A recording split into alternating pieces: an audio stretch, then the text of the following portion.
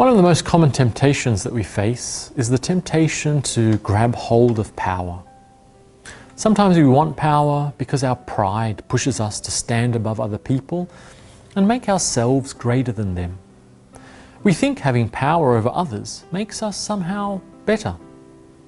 Sometimes we seek power because we want to control others. We feel that we are weak and vulnerable, and so we think that if we have power, we can hurt other people before they hurt us. So as a result of pride and insecurity, we see men and women all around the world fighting every day for power.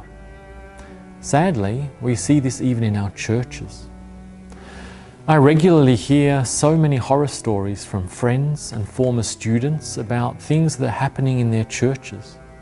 I think many of us have heard these types of stories before, about pastors being overbearing, elders and deacons and pastors shouting and screaming at each other, the many painful clashes for power, and the many gentle Christians who get hurt in these wars and even leave the church because of them.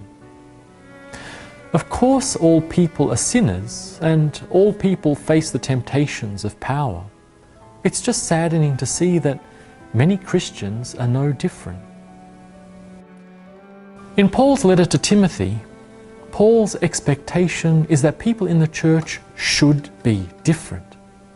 The gentleness and humbleness of Jesus is supposed to be our example. That's why in 1 Timothy chapter 3, Paul gives us a list of the characteristics that church leaders should have.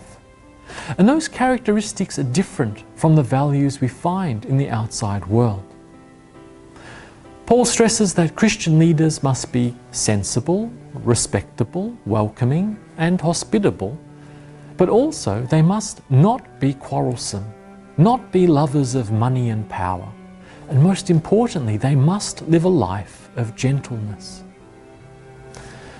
The German pastor and theologian Dietrich Bonhoeffer stressed that in the church, power only comes through service. Those who don't serve have no right to hold power. But this is something that Jesus himself taught us. In his own life, Jesus humbled himself, washed his disciples' feet, and served them.